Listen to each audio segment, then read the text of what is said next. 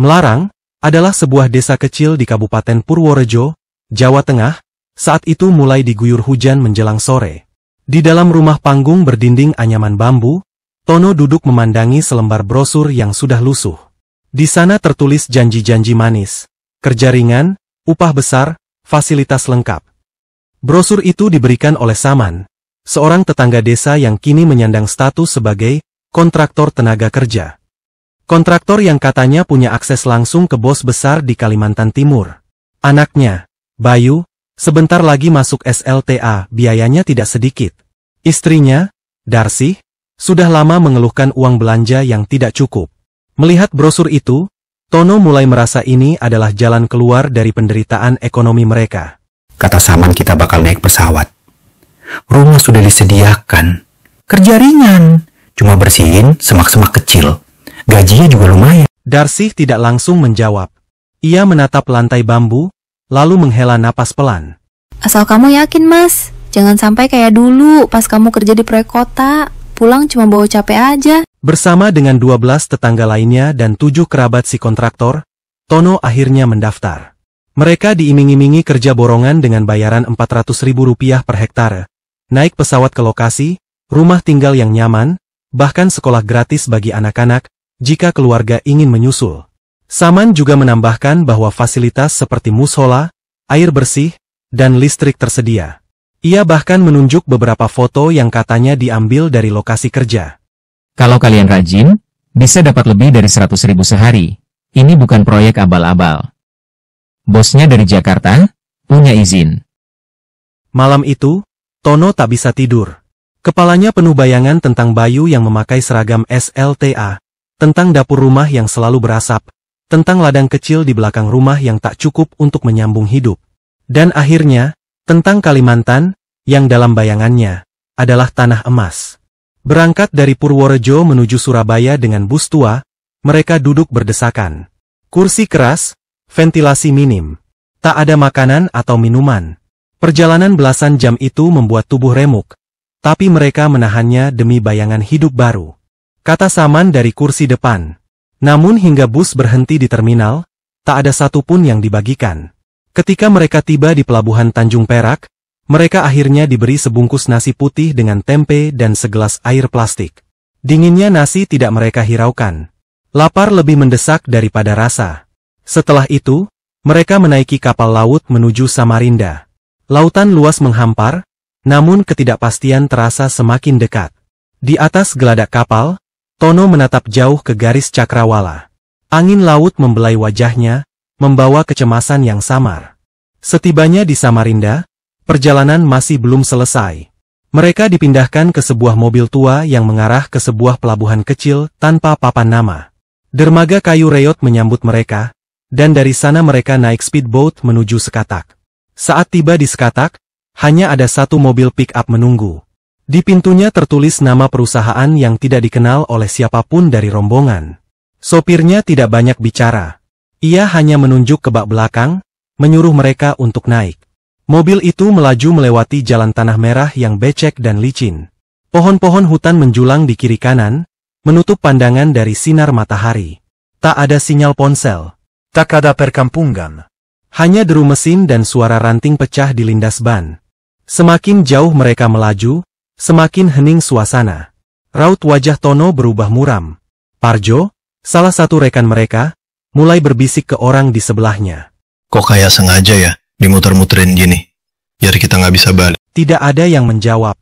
Tapi semua mulai merasakan hal yang sama, rasa aneh yang perlahan berubah menjadi gelisah.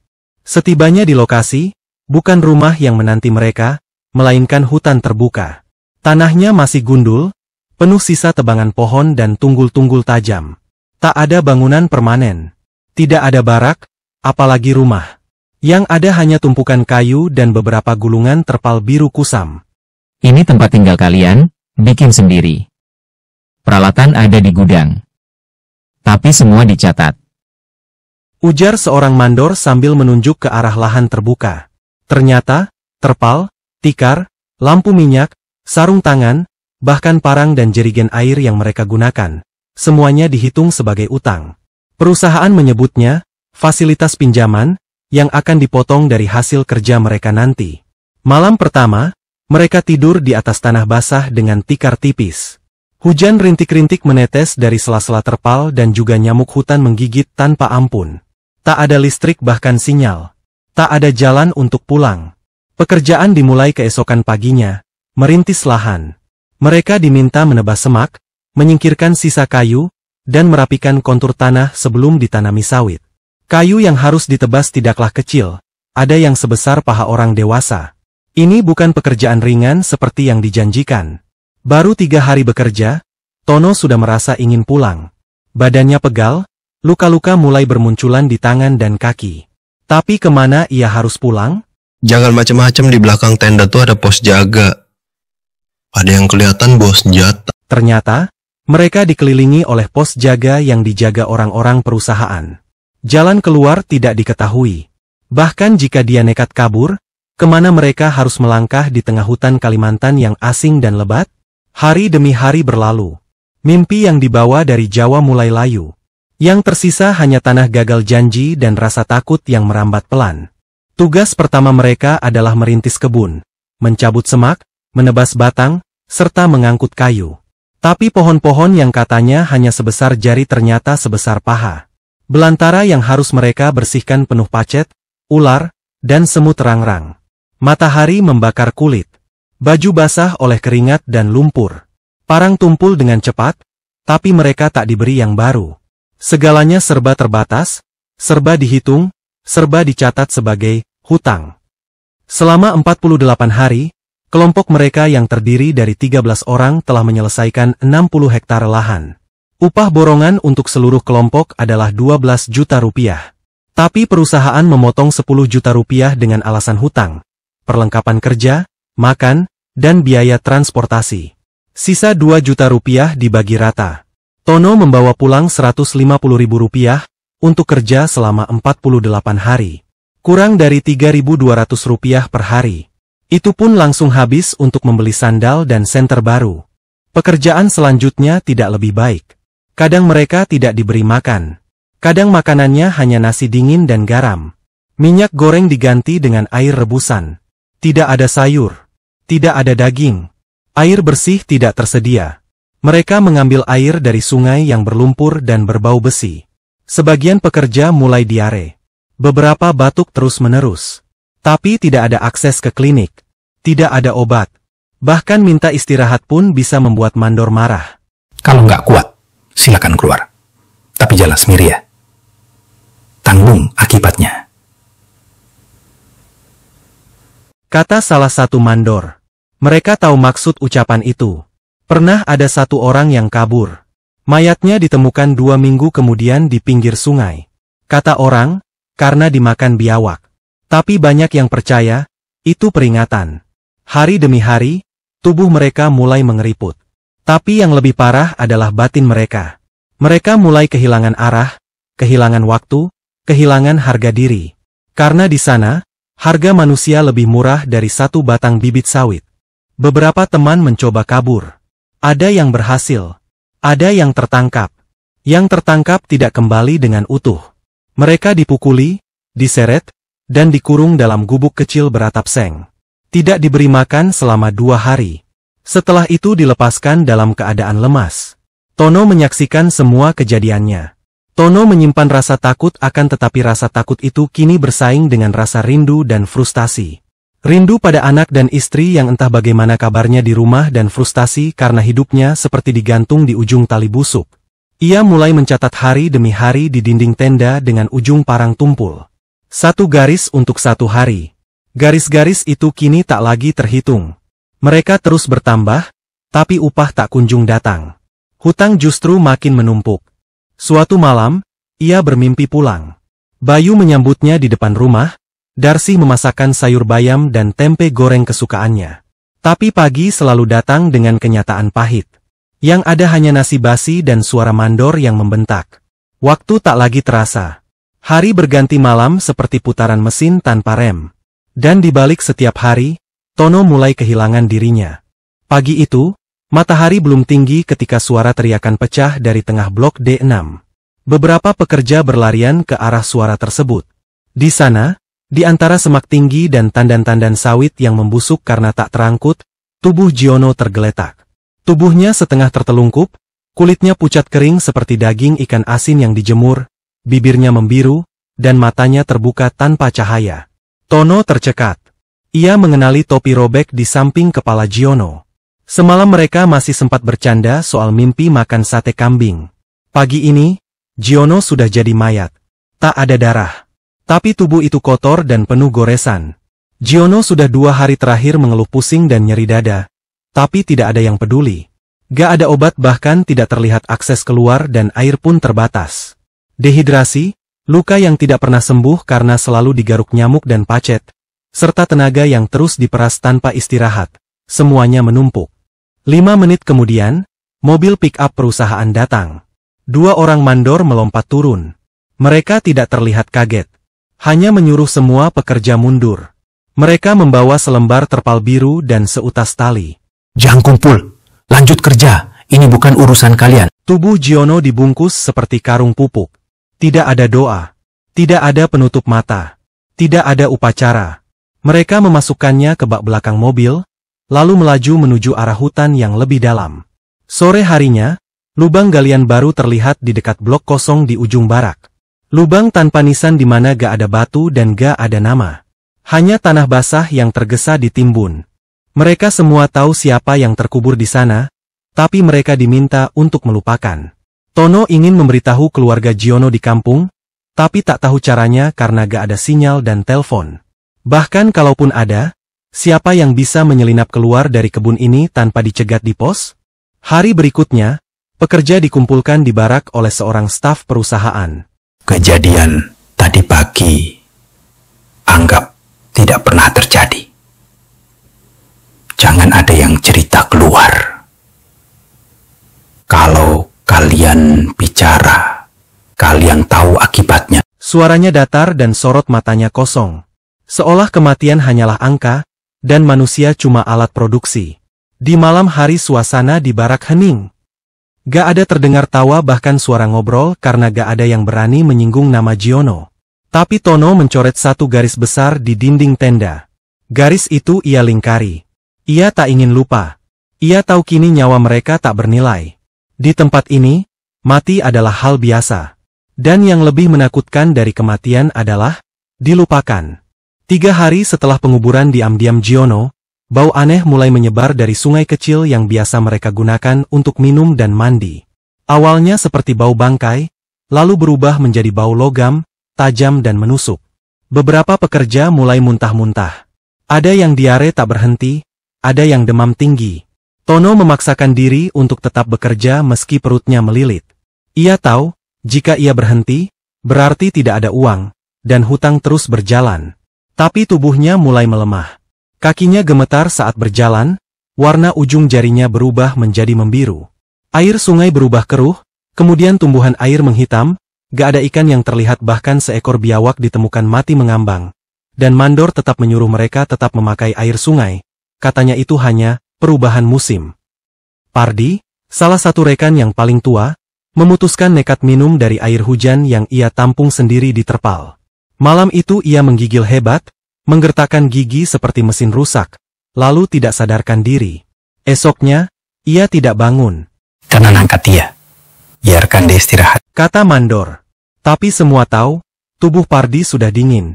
2 mayat dalam seminggu. Tono mulai percaya bahwa tanah ini tidak hanya kejam, tapi juga membawa kutukan. Ia tidak tahu apakah ini racun dari sisa pestisida, atau sengaja diracuni agar mereka cepat mati. Tidak ada jawaban. Malam harinya, angin bertiup kencang. Tenda-tenda tipis dari terpal bergetar. Di luar, suara seperti langkah kaki menyusuri lumpur. Tapi tidak ada orang yang berjaga. Semua tiarap, diam dalam ketakutan. Tono bermimpi buruk.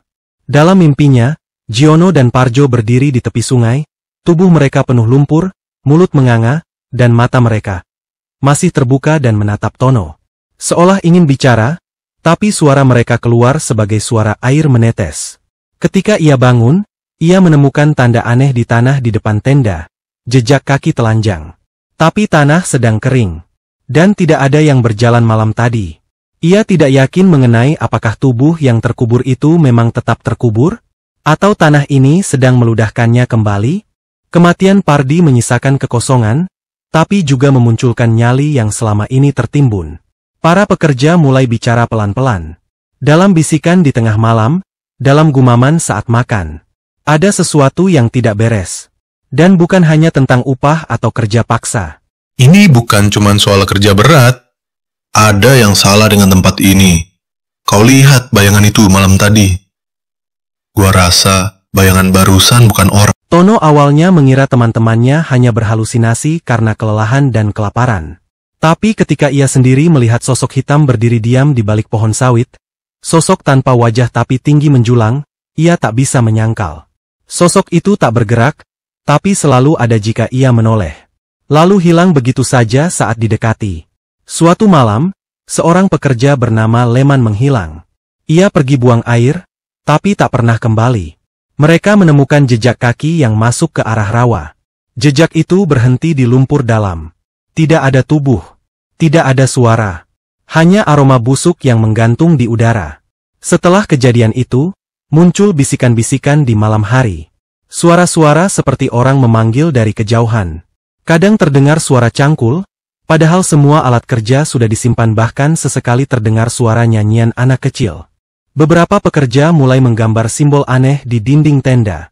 Simbol mata tertutup, simbol tangan yang terbelah dua, simbol pohon sawit yang berdarah. Mereka tidak tahu dari mana asalnya. Hanya merasa seperti harus menggambarnya. Suatu malam, Tono bermimpi Pardi datang dan membisikkan kata-kata tak dimengerti. Dalam bahasa yang bukan bahasa Jawa, bukan bahasa Indonesia. Saat terbangun, ia menemukan kata itu tergurat di dinding tenda dengan arang, yaitu tebus. Apakah ini tanda? Atau ajakan? Atau peringatan? Dan yang paling menyeramkan, tanda itu bukan ia yang membuat. Tono tidak bisa tidur. Setiap kali memejamkan mata, ia merasa seolah ada sesuatu yang bernafas di dekat telinganya. Nafas berat dan basah. Ia sudah pindah tenda 3 kali. Tidak ada bedanya. Suatu pagi, ia memutuskan untuk kembali ke tempat Giono dan Pardi dikuburkan. Ia ingin melihat, entah apa. Ia berjalan pelan saat kabut masih menggantung. Gak seorang pun yang mau ikut, semua pura-pura sibuk dan pura-pura tidak melihat. Saat sampai di sana, ia membeku. Tanah tempat Pardi dikuburkan tampak terbuka sebagian. Seperti dicakar dari dalam. Tidak ada rumput. Tidak ada nisan. Hanya tanah berlubang, seolah ingin memuntahkan isinya. Tebus. Gumam suara pelan dari belakang. Tono menoleh cepat dan gak ada siapa-siapa. Tapi tanah di bawah kakinya basah seperti darah. Dalam panik, ia berlari kembali ke camp. Tapi pikirannya tidak bisa lepas dari kata itu, yaitu tebus. Apa yang harus ia tebus? Dosa siapa? Malam harinya, pekerja lain bernama Warno mulai berteriak tanpa alasan. Tiba-tiba matanya melotot dan tubuhnya kaku. Ia mencakar dirinya sendiri hingga berdarah. Esoknya, Warno tidak bisa bicara lagi. Lidahnya kaku. Warno hanya menggambar lingkaran demi lingkaran di tanah. Para pekerja kini hidup dalam ketakutan yang lebih dalam dari rasa lapar. Mereka yakin, ini bukan hanya kutukan tempat, tapi dendam yang tertanam. Dendam yang ingin dibayar. Dan harganya bukan uang. Malam berikutnya, langit memerah seperti terbakar. Burung-burung beterbangan ke arah yang sama, menjauh dari kebun. Dan dari dalam hutan, terdengar suara tangisan anak kecil, terus-menerus, sampai fajar. Kematian Pardi mengubah segalanya. Hilangnya Warno memperdalam rasa curiga yang tak bisa disebut terang-terangan. Para pekerja berhenti memanggil nama satu sama lain terlalu keras. Mereka berbicara pelan, berbisik, seakan takut bukan hanya pada pengawas, tapi pada kebun itu sendiri. Ada yang bilang tanah tempat mereka bekerja adalah bekas kuburan massal. Ada yang percaya, setiap batang sawit menumbuhkan akar dari tubuh manusia. Bulan-bulan berlalu tanpa kepastian. Mereka bekerja dari subuh hingga malam. Jika sebelumnya satu kelompok terdiri dari 13 orang, kini dibagi 2, dan beban kerja justru meningkat. Tidak ada alat bantu. Tidak ada tambahan upah. Yang ada hanya hutang baru. Sepatu rusak diganti, dicatat. Parang tumpul diganti, dicatat. Obat luka, dicatat. Bahkan garam untuk air minum, dicatat. Tono mulai mengalami halusinasi. Ia melihat bayangan orang-orang yang sudah mati berjalan di antara batang sawit. Kadang, batang-batang itu bergerak, seolah melihat. Akar-akar mencuat dari tanah, berdenyut seperti nadi. Ia pernah pingsan 3 hari, ditemukan terkapar dekat parit yang penuh lintah.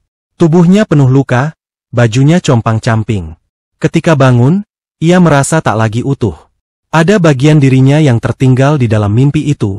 Mimpi tentang mesin raksasa yang digerakkan oleh tulang manusia. Tak ada hari libur.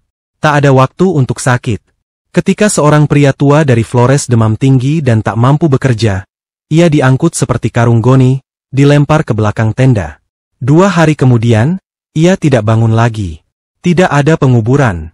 Hanya suara terpal yang diseret menjauh di tengah malam. Tono mulai bertanya-tanya. Kenapa tidak ada yang datang? Kenapa negara diam saja? Apakah mereka semua tahu, tapi membiarkan? Di mata perusahaan, para pekerja ini bukan lagi manusia. Mereka hanya daging untuk mesin produksi. Yang masih bisa berdiri disuruh kerja.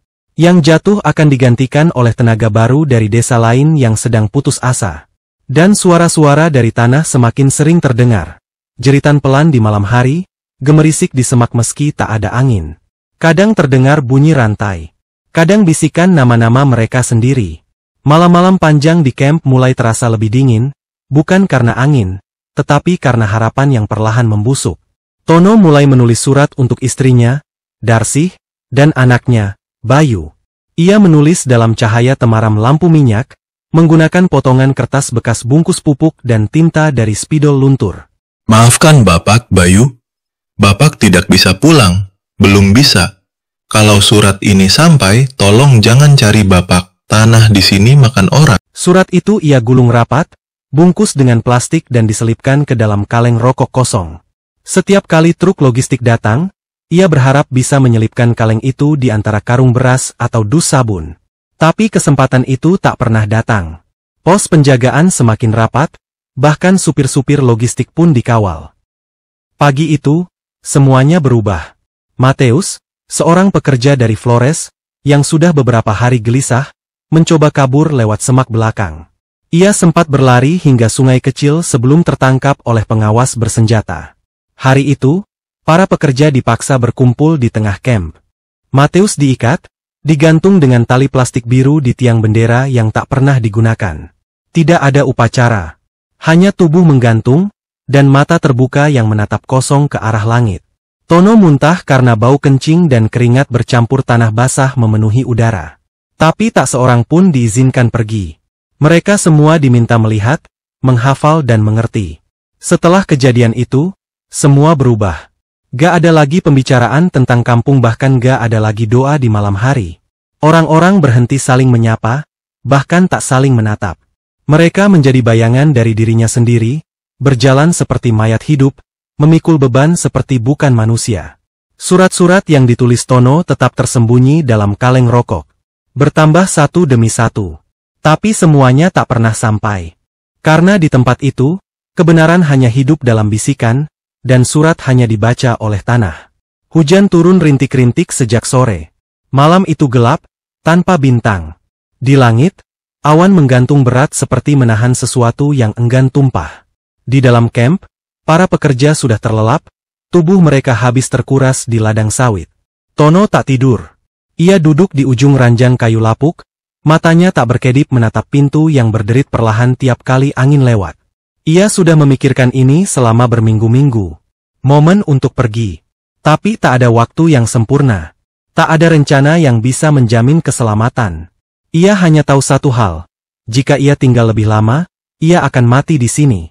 Entah karena sakit, kerja paksa, atau gantung diri seperti Mateus. Pukul 2 dini hari. Tono bangkit pelan, ia mulai menyelipkan 2 kaleng sarden kosong ke dalam tas plastik bekas, bersama 2 gulungan surat yang tak pernah ia kirimkan. 1 potong pisau dapur ia sembunyikan di pinggang, dan 2 botol kecil air sungai ia ikat dengan tali rafia ke tubuhnya. Tono pun melangkah pelan-pelan, menghindari kayu yang berderak dan kerikil yang berserakan dan melewati gubuk demi gubuk. 1 pos jaga berdiri sekitar 30 meter dari ujung camp. Pengawas biasanya duduk sambil merokok di sana, tapi malam ini pos itu gelap. Jantung Tono berdegup keras saat melintas di dekatnya. Tak ada suara bahkan bayangan. Ia hampir berlari, tapi menahan diri. Ia menyusuri jalur belakang, tempat semak dan sisa tebangan dibiarkan tumbuh liar. Di sanalah ada parit kecil, bercabang menuju sungai yang lebih besar. Tanahnya becek, licin, dan penuh duri. Tapi Tono tahu, sungai adalah satu-satunya jalan keluar. Ia merangkak di bawah akar pohon dan menyusuri aliran air setinggi betis. Lumpur merayap masuk ke celananya, serangga menggigit kulitnya, dan ranting mencakar wajahnya. Tapi ia terus melangkah. Ia merasa seolah-olah seluruh hutan menatapnya, hening, tapi sadar akan kehadirannya. Hampir 2 jam kemudian, ia mencapai bibir sungai. Arus deras dan keruh. Tono tak bisa menyeberang, jadi ia memutuskan berjalan menyusuri pinggirannya. Di situ gelap total, hanya ada suara air dan denging nyamuk di telinga. Pagi pertama ia bertahan dengan air hujan yang ditampung di daun pisang. Ia menemukan satu buah hutan yang masih bisa dimakan, sejenis jambu liar, dan mengunyahnya perlahan, meski rasanya getir. Hari kedua, ia kehabisan air. Ia mulai meminum air sungai langsung, meski rasanya seperti logam dan daun busuk. Ia berjalan tanpa alas kaki, kulitnya robek di beberapa tempat. Di malam kedua, saat ia tertidur di bawah pohon, seekor ular piton kecil menggigit betisnya. Ia terbangun menjerit, tubuhnya menggigil. Tapi racunnya tidak mematikan. Ia merobek kain bajunya dan membungkus luka seadanya. Hari keempat, ia nyaris menyerah. Tubuhnya lemas, matanya mulai berbayang. Tapi di kejauhan ia mendengar suara, bunyi motor. Ia merangkak ke arah suara itu, dan tiba-tiba matanya menangkap garis lurus jalan tanah yang padat. Bukan jalan hutan, tapi jalan truk, jalan logistik. Ia tahu ia tidak bisa muncul sembarangan. Ia menunggu di semak selama berjam-jam, lalu saat truk lewat dan berhenti karena mogok, ia berlari.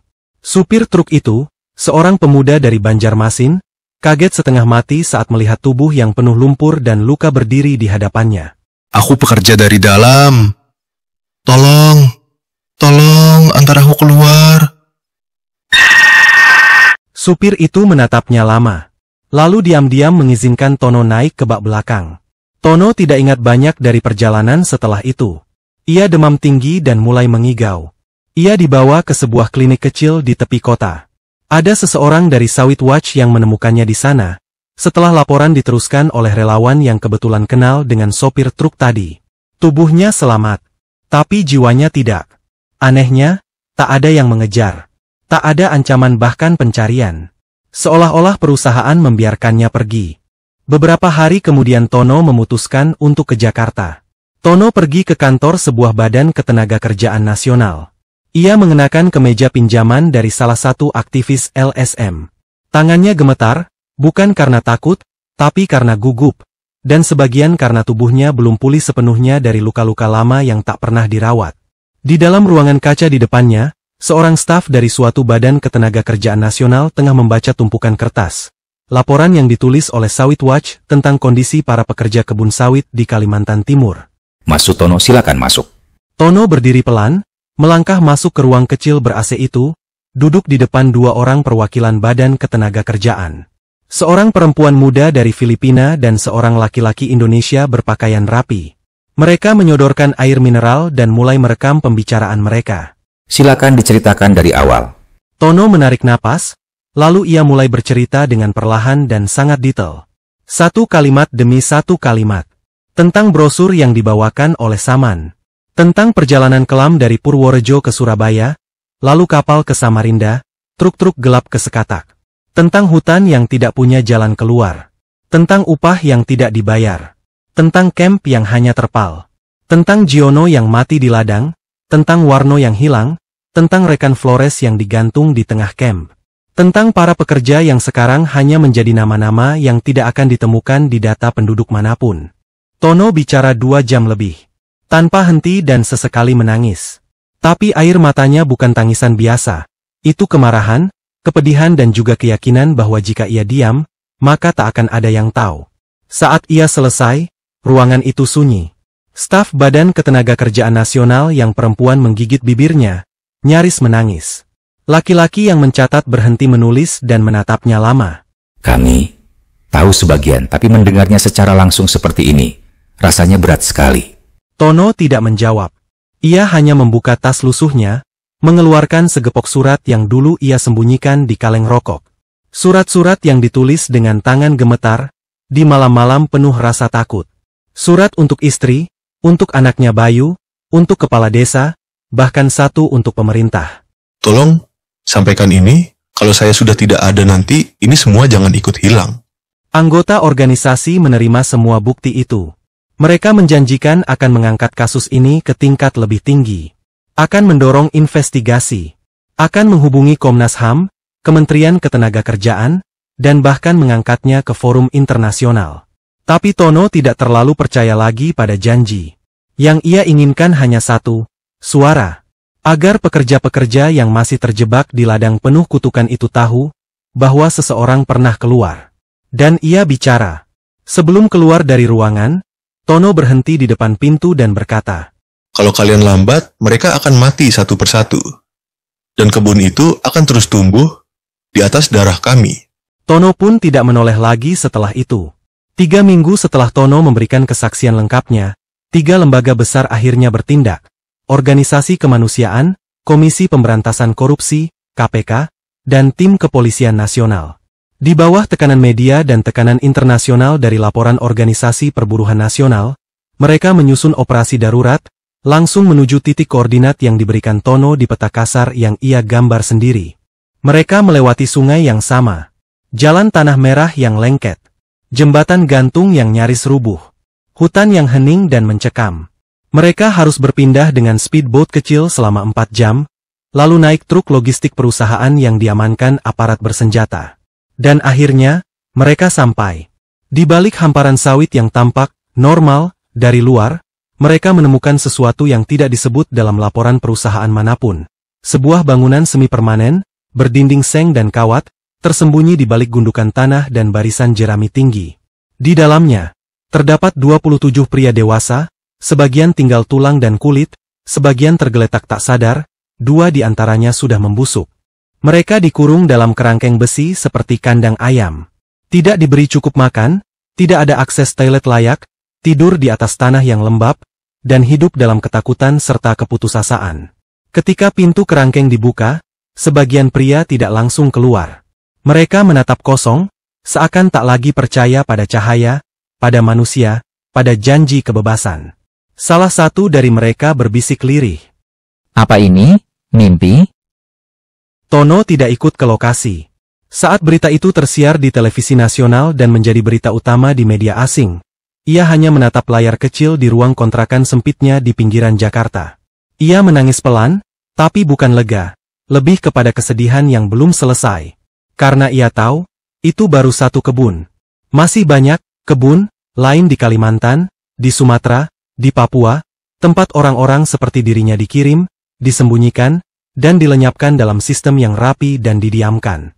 Dan setiap batang pohon sawit yang kita temui di pinggir jalan, minyaknya mungkin mengalir dari tangan-tangan pekerja yang dirantai, dari tubuh-tubuh yang tak pernah kembali.